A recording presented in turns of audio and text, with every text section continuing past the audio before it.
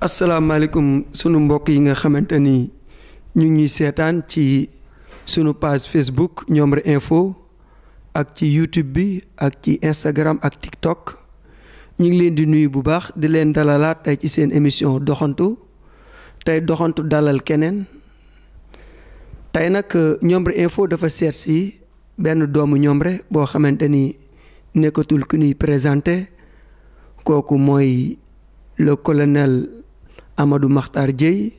monsieur le colonel ñu ngi lay nuyu. waaw maa leen di fay waa Ñomre Info di am mbégte lu bëri ci li ngeen ma invité pour ma waxtaan ak askanu Ñomre waaye askanu àdduna bi yëpp ci daal question yi nga may posé ma jëm ci répondre et ñaan liñ fiy wax mu nekk njariñ pour askan wi. jërëjëf monsieur le colonel bu ñu doon laaj kan mooy le colonel Amadou Makhtar Dieye lan lay tontu pour présentation bi ñi ni seetaan gën kaa xam. waa jërëjëf comme ni nga ko waxee colonel Amadou Makhtar Dieye man militaire la waaye Ñomre gi fi laa juddoo fi laa yeroo fi laa màggee jàng ci école Ñomre bi fi laa defee primaire ba am sama entrée en sixième dem CMT Louga. Nekk fa 1981 laa fa jóge am sama DFM parce que booba DFM la ñu doon wax diplôme de fin d'études moyennes alors ma jóge foofu ñu yóbbu ma lycée Limamoulaye foofu la ñu ma orienté woon foofu laa defee série C moom la ñuy wax xëy na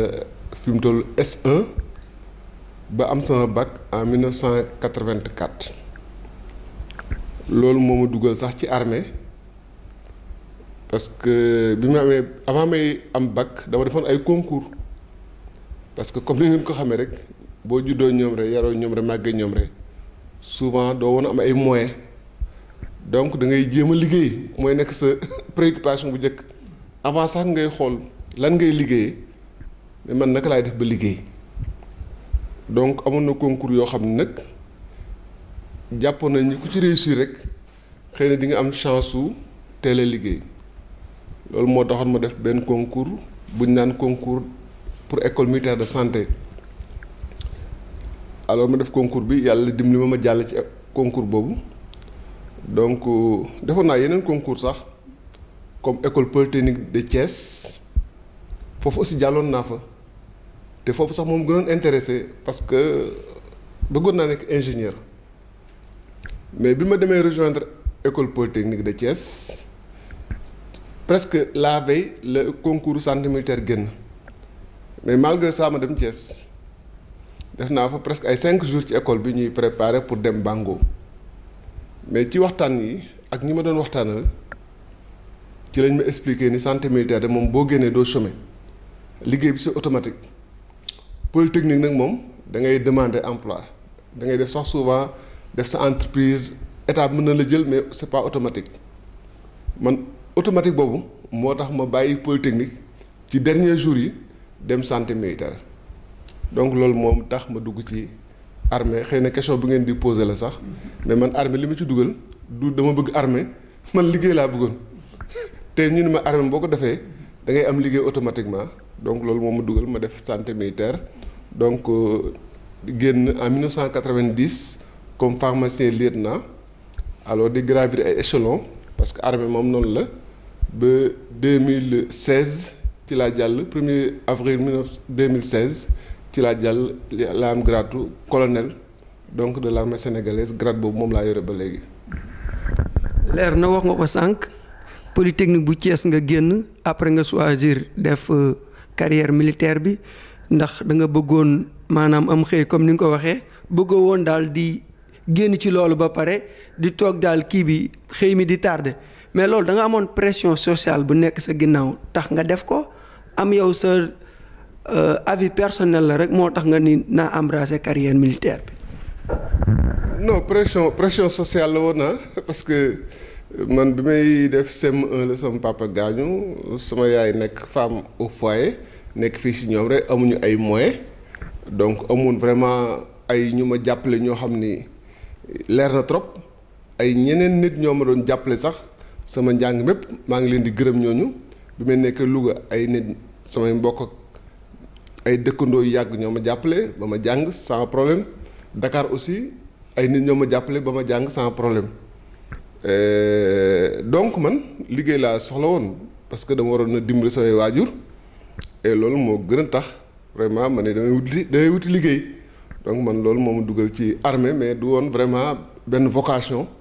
boo xam ne dama ko bëggoon même pharmacie sax du loo xam ne dama ko bëggoon dama xooloon santé militaire da nga amoon pharmacie médecine chirurgie dentaire mais comme pharmacie dañu waxoon 5 ans la man loolu moo ma dugal pharmacie médecine ñu ni 7 ans la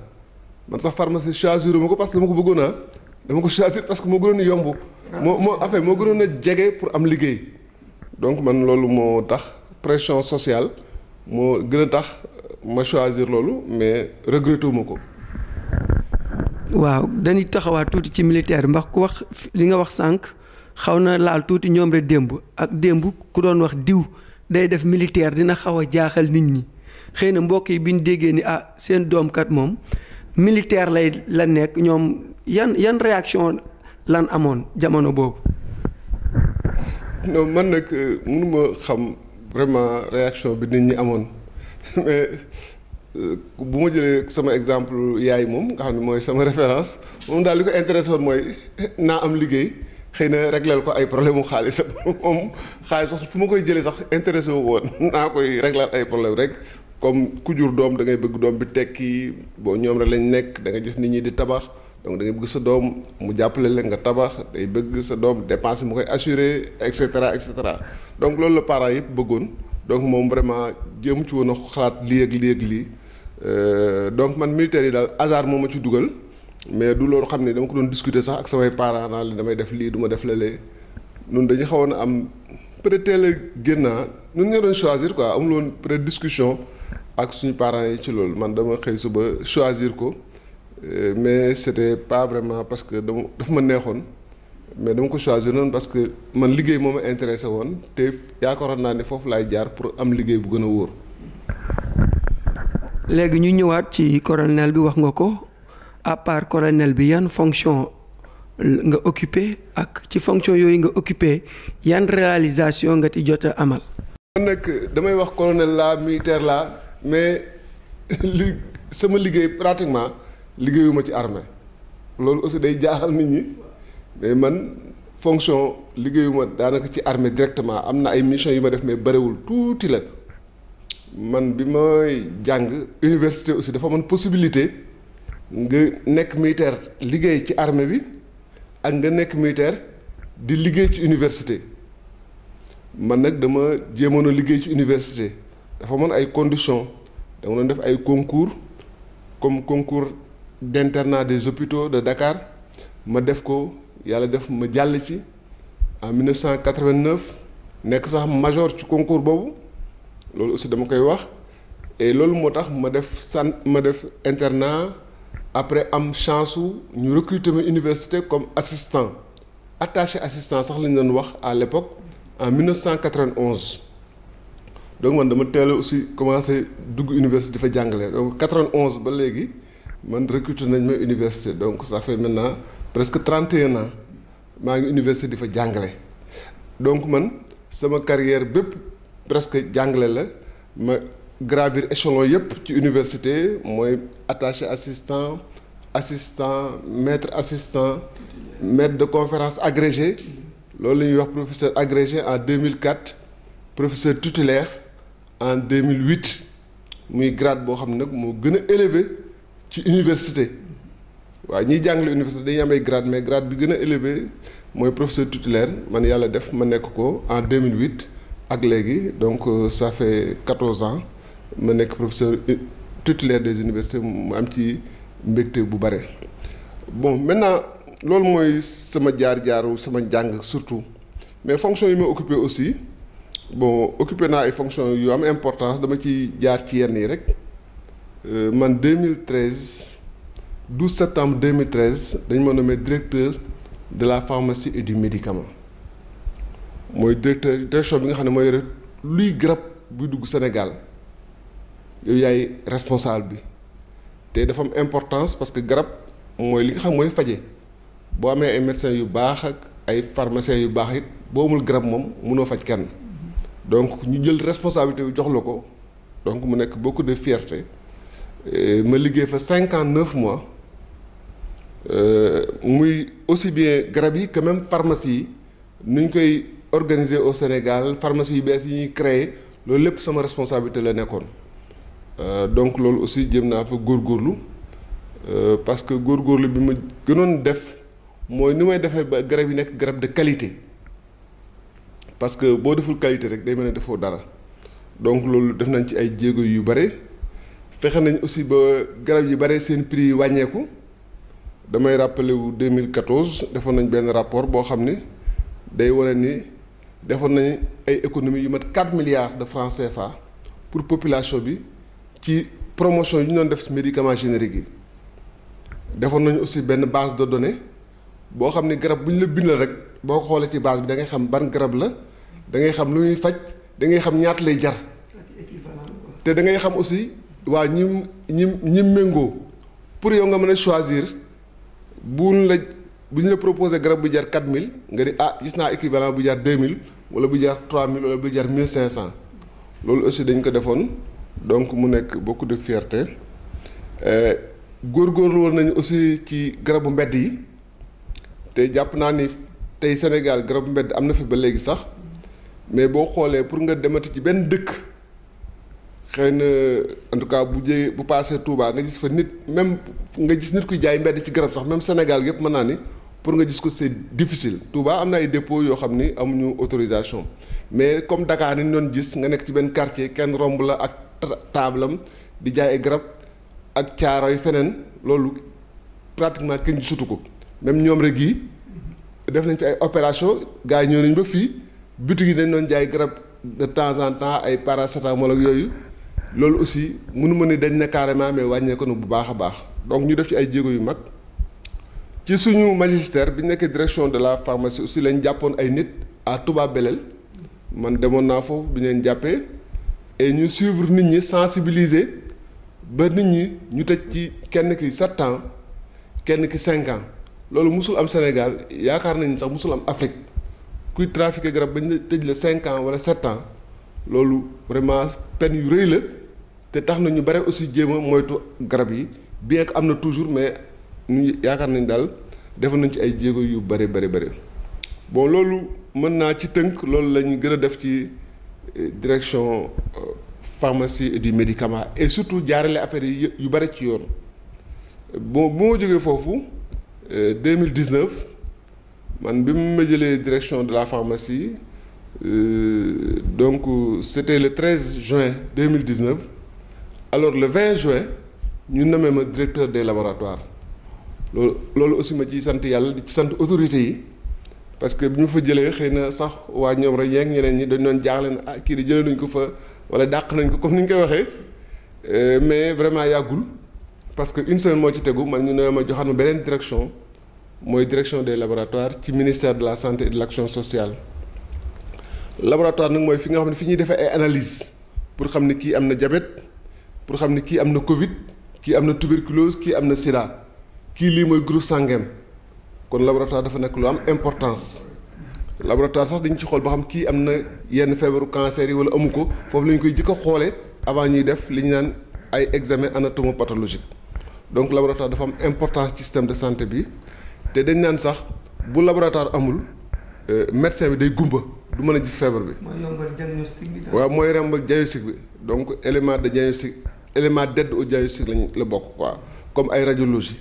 donc dafa am importance donc ñu ne ma fa le 20 juin 2019 ba léegi foofu laa nekk di liggéey et foofu aussi maa ngi fi góorgóorlu ci Covid bi gis ngeen Covid bi mu amee test yi dañ ko doon defee Institut Pasteur wala IRSF mais après góorgóorlu nañ ba 14 régions Dakar Sénégal yëpp dañ fay def test Covid par RT-PCR te loolu ci suñu liggéey la bokk mu nekk aussi fierté bu rëy parce que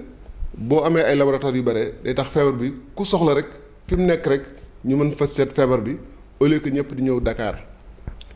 li ñu naan les TDR aussi les tests de diagnostic rapide Covid nun ñoo ko gën a wasaare aussi ci dëkk bi en tout cas noonu la ko ministère bi joxoon ñu koy gérer et loolu tax na aussi région yëpp centre de santé yëpp même ci poste de santé yi même fii ci Ñomre dafa am ay TDR donc bu nit ki amee Covid TDR yi ci la ñuy sukkandiku lu ci gën a bare pour xam ni kii am na Covid wala amul Covid loolu aussi liggéey bu ñu def la ci direction des laboratoires et aussi dañ nekk ci processus d'amélioration continue de la qualité dañuy liggéey toujours pour qualité bi di gën a améliorer wu loolu aussi def nañ ci jéego yu bare dañuy jël ay spécialistes yóbbu leen ci régions yi ñuy former nit ñi dañuy parfois regrouper techniciens yi yóbbu leen Thiès ci laboratoire national de santé publique bi nga xam ne aussi day dépendre ci direction des laboratoires bi ma yore ñu gën leen former gën leen tàggat loolu lépp ñu ngi koy def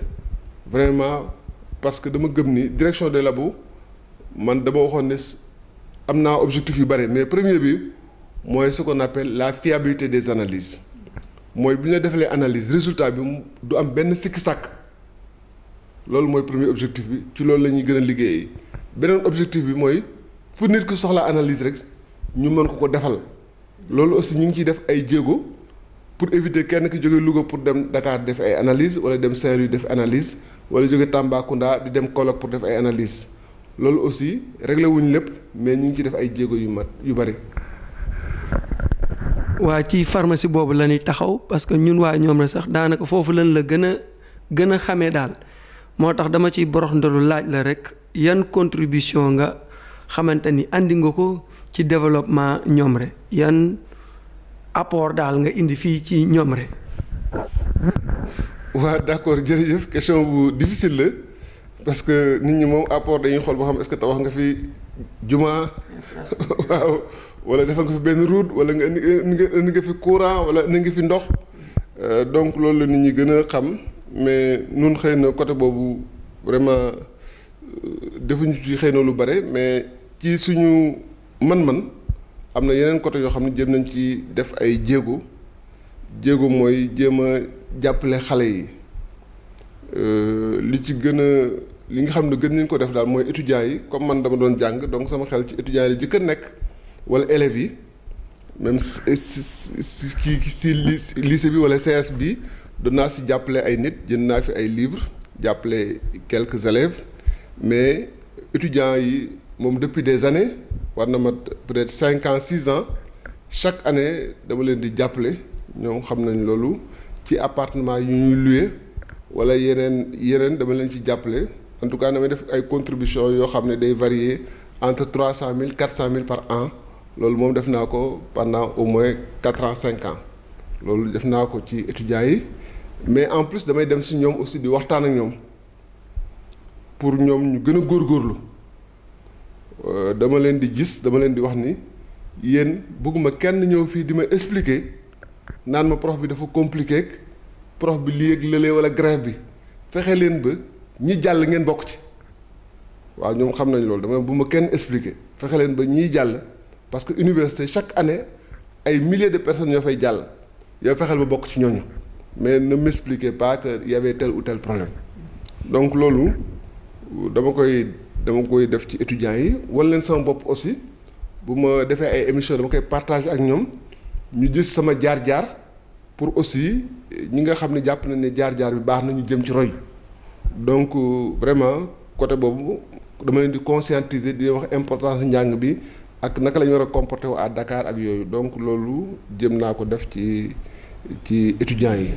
waaw bu dee ci poste de santé bi aussi waa ñoom rek xamoon nañ ni toogoon nañ fii infirmier bi fi nekkoon Boubacar. doon naa ci ñëw sax. waaw waa population ñoo ko doon fay. alors ñun def nañ ci vraiment ay jéego yoo xam ne yàlla jàppale ñu ministre bi jàppale ñu ay yaakaar nañ ni suñu contribuer nañ ci la tax ñu recruter ko et bi ñu ko recruter aussi dañ ko affecté woon feneen Dagana xaw ma fan ñun contribuer nañ aussi lu tax ñu téye ko fii donc loolu aussi je pense que def loo xam ne dañ ko def ci ñoom rek donc bëgg naa ko wax bu loolu weesoo aussi ci étudiants yi am na ñu ci bare ñoo xam ni vraiment jéem nañ leen a jàppale pour que ñu def ay études en médecine wala en pharmacie xam nga ñoom rek tey man maa fi jëkk a nekk pharmacien mais am na beneen ku fi nekk pharmacien docteur Khady Dieng ma koy nuyu mais am nañ fi aussi ñaari médecin donc mu nekk ñaari médecin ak ñaari pharmacien ñu nekk juddoo ñoom rek yaroo ñoom rek màgge ñoom rek jànge ñoom rek te ñett ñooñu ñëpp man def naa ni am na lu ma ci def lu bare pour que ñu agsi fi ñu agsi bien que ñooy jàngal seen bopp nag waaw loolu c'est important tout le mérite leur revient mais en tout cas accompagner nañ leen jéem leen faciliter yu mel noonu ba tey ñu nekk ay médecins mais au-delà de ñoom rek même ci ay tanim am na ñu fa jàppale ñoo xam ni def nañ ay études en pharmacie ak feneen yeneen dëkk ci commune bi ñoo xam ne jàppale nañ leen ba ñu def ay études en pharmacie te loolu aussi pour ñun daal contribution bu am solo la parce que nit ñi dañ leen di jéem a won li nga xam ne daal wala ñu lay may jën nu ñu koy ni ñuy nappee donc man ci loolu laa gën a investir mais yeneen activités yi bu ñu ko mënoon daañu ko def mais xëy na mooy permettre ko parce que boo amul yenn moyens aussi xëy na pour que nga tabax ay juma defar ay route et cetera mën na compliqué mais bu ñu sañoon dañuy def lu mel noonu wala lu ko raw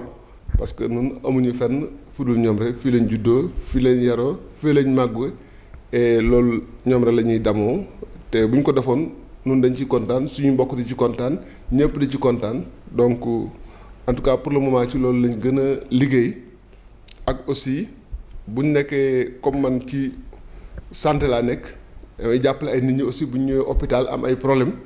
ñu ci bare dama leen di jàppale boole leen ak nit pour ñu faj leen loolu aussi maa ngi def sama kem kalaay kàttan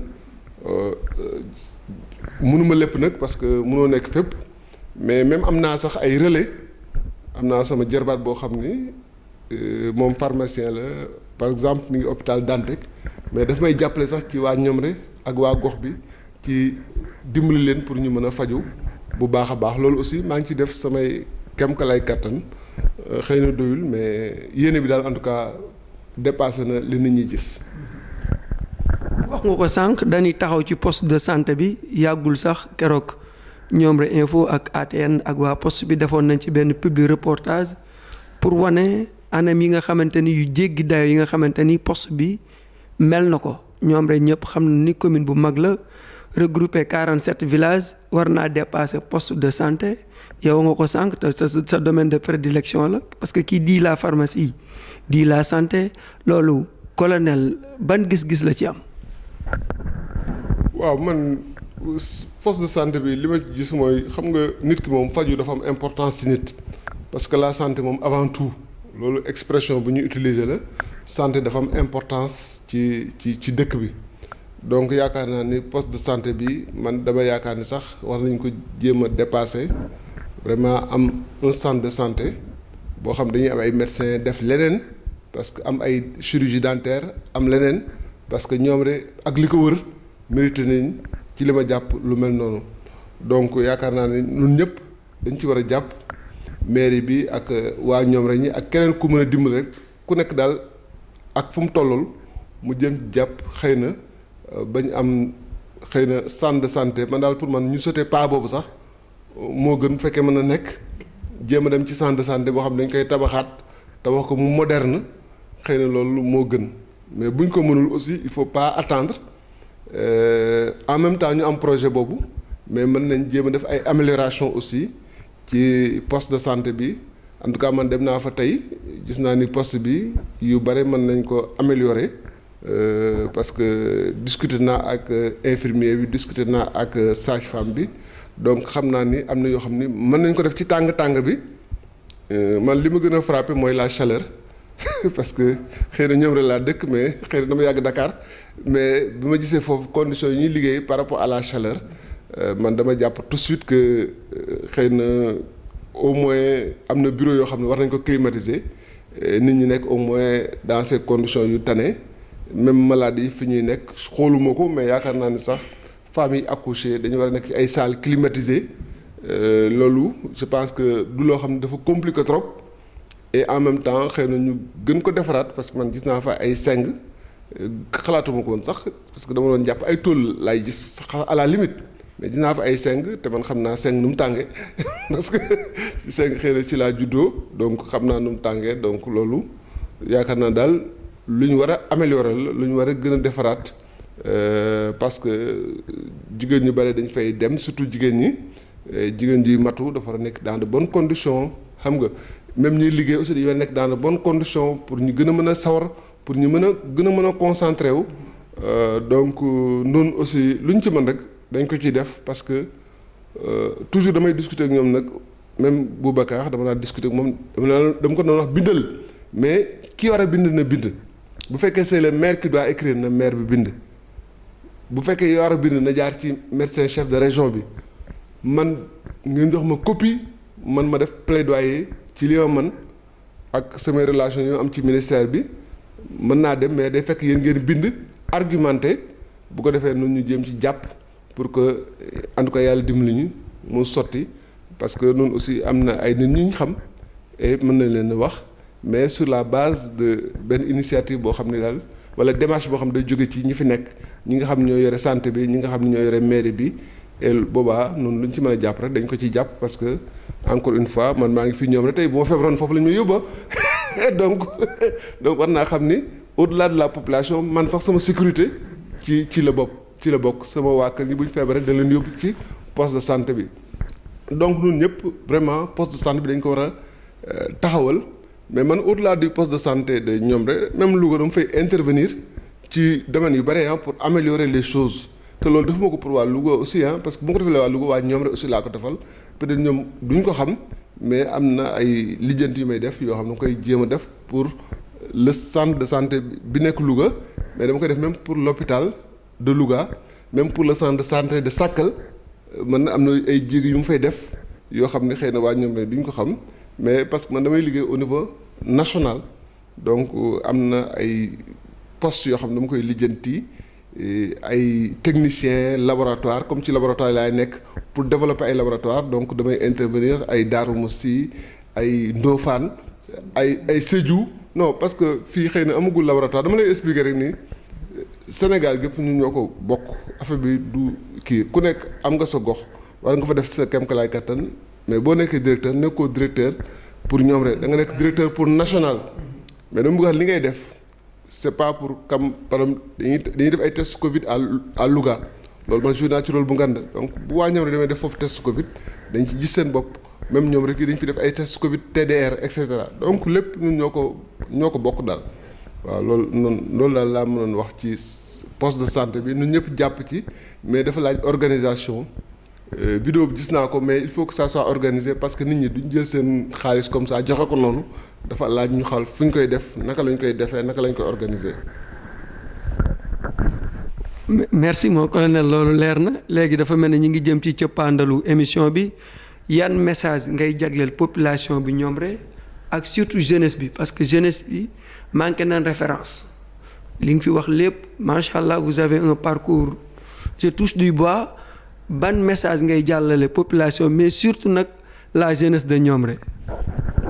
waaw man li may wax population Ñomre xam nga damay jàngale université donc toujours damay joxe ay conseils man dama bëgg joxe ay conseils parce que dama jàpp ni conseils yi ngay joxe nit ñi mën nañ ci am njariñ donc te du la coûter dara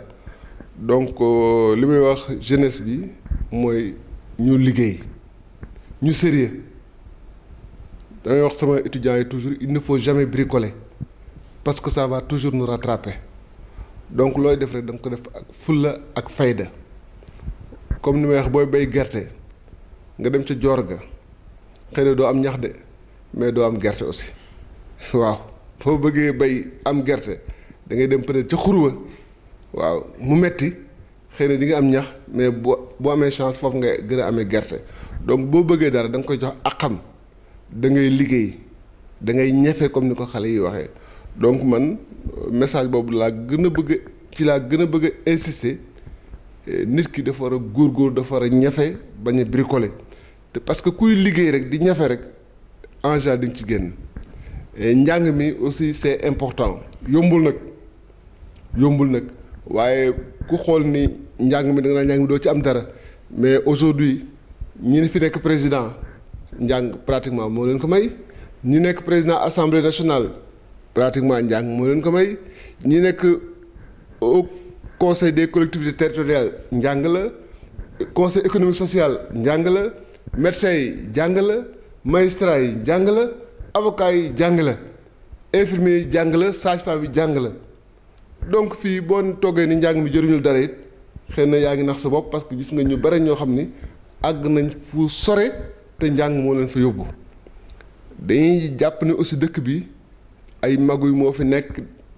mais déedéet man mën naa nekk exemple parce que man ñoom rek gi laa juddoo màgge fi yaroo fi am ay relation mais yàlla def na tey man maam grade bi nga xam ni grade yi gën a élevé ci Sénégal c'est-à-dire que grade professeur de université kenn ëppale wu ko kenn amul grade bu ko ëppale te man yàlla def na ma ko ma nekk aussi colonel dans l'armée nekk directeur nekkoon directeur de la pharmacie tey ma nekk directeur des laboratoires te loolu lépp jàng la ak teg affaire yi ci yoon nangoo liggéey donc tout est possible il faut simplement y croire et se battre se donner les moyens pour y arriver donc man xale yi loolu laa leen wax nañ gëm seen bopp nañ ñafe xam ne aussi dara yàggul parce que man mii mun lay wax ni bi may jàng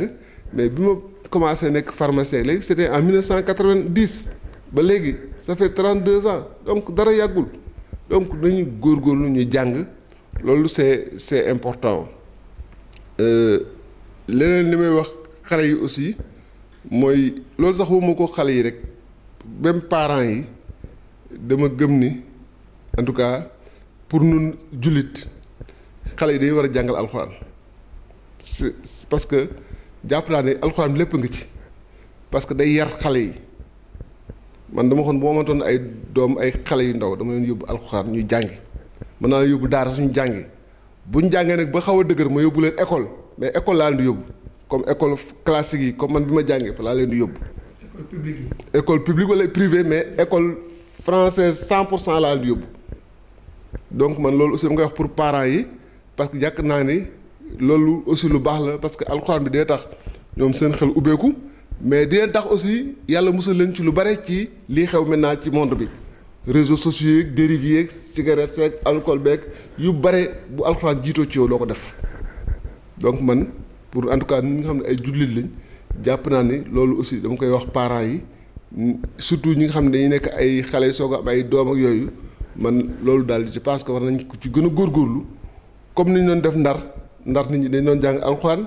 di jàng français waaw te teelu leen arrivé donc loolu aussi je pense que war nañ ko vraiment delloosiwaat bu baax a baax ci dëkk bi li ci des mooy ñu nekk ci jàmm ak salaam ñoom rek ñoo bokk ndey ñoo bokk bàyyi dañ fi nekkoon ay at ñoom rek doom xuru ceeng rek ñëpp benn lañ ñu gën a jàpp loolu xam ne ñun duñ mës a tàggoo quel que soit alpha duñ mës a tàggoo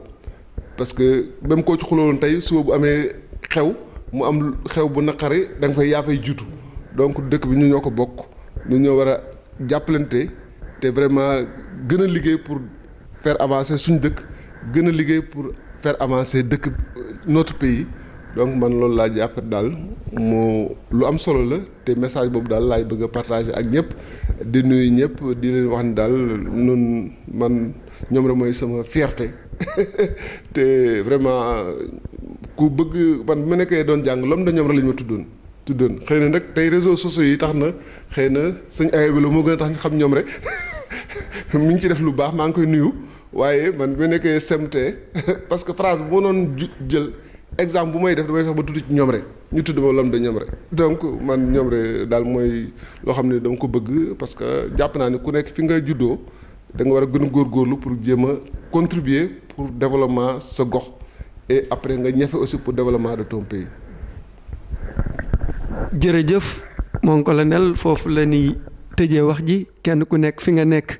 nga góorgóorlu pour sa développement gox mu law ba ci développement dëkk bi maanaam réew mi yëpp yéen ñi ñu doon seetaan ñu ngi leen di jox dig daje ëllëg ci beneen émission doxantu jërë ngeen jëf.